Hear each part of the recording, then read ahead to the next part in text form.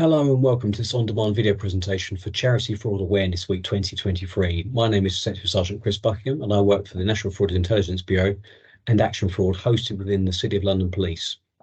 And I've put together for you a short presentation reporting statistics for England, Wales and Northern Ireland, along with current threats and useful tips.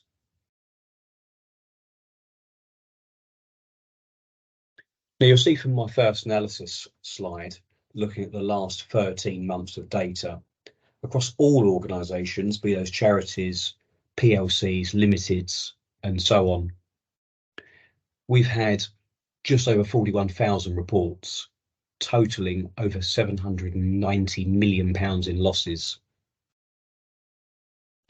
And across all of those sectors and organisation types, this is a picture on the screen now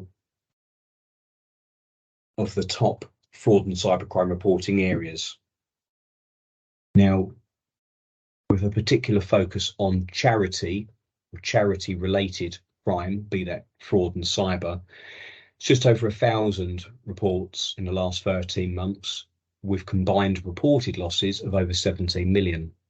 And again, if you look at the particular breakdown of the fraud and cyber crime typologies, you've got here banking fraud, which could be an array of things, consumer-based fraud, corporate fraud, which would be generally insider-based, and cyber-dependent crimes, be those hacking and related. Now, in terms of biggest threats presently on the horizon, insider corporate employee fraud, persons of position of trust, is a particular issue.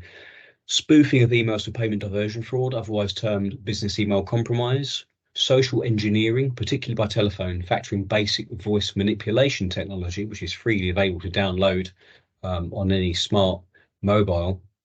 Expect more use of artificial intelligence to be used in conjunction with things like confirmed victim lists, which are freely available on the dark web, where they may be termed sucker lists or false lists. AI could in theory be used to calculate who to get money from, when and how, with a range of methods being automated SMS text messages, messenger apps, email, computer generated phone calls in the name of charity or charitable causes.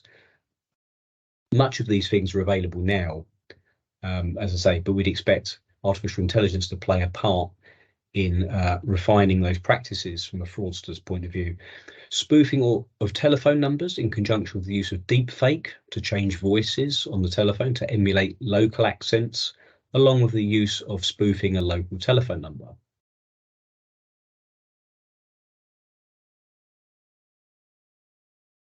Spoofing of web domains, fundraising profiles and similar becoming more sophisticated to closely emulate a genuine. Hence why we'd always advise not to share links to pages, encourage use of search engine terms that you know will return the links that you want to direct people to, as opposed to circulating your own links.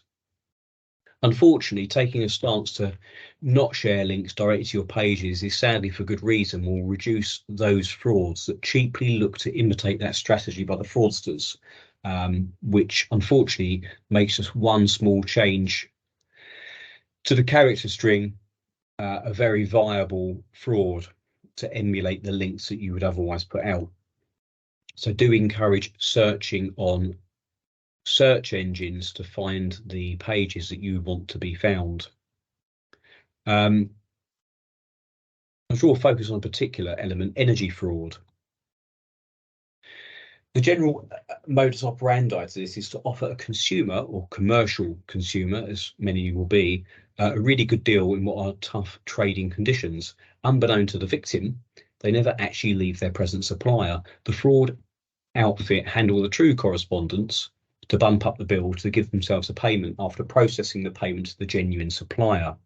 Excuses are often used as to why bills are higher than what consumers had initially anticipated prior to the switch.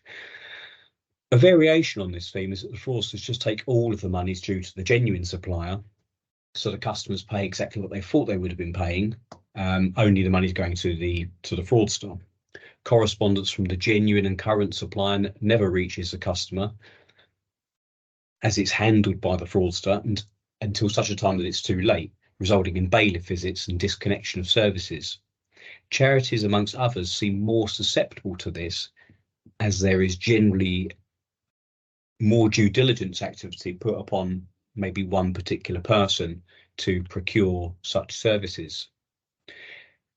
There is, however, good advice on the ofgem.gov.uk website, as I've put on the screen here, with the full link, information-consumers/energy-advice-businesses. There is also helpful links on that particular website leading on to citizens' advice, whereby there'll be advice on here about how to choose a contract, see how business suppliers compare against one another, and there's a league table.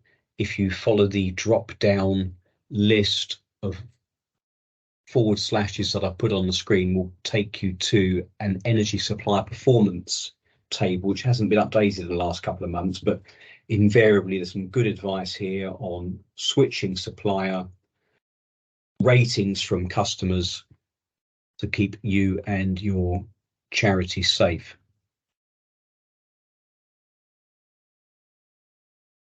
As ever, in terms of reporting, do make use of the Action Fraud platform and telephone 0300 123 2040. If you believe you are suffering a live cyber incident, do telephone that number. And if it's during office hours of 9 till 5, we have an enhanced cyber business reporting service, which will be able to offer help and advice and guidance on reporting particular cyber issues. I hope you found this useful. Stay safe.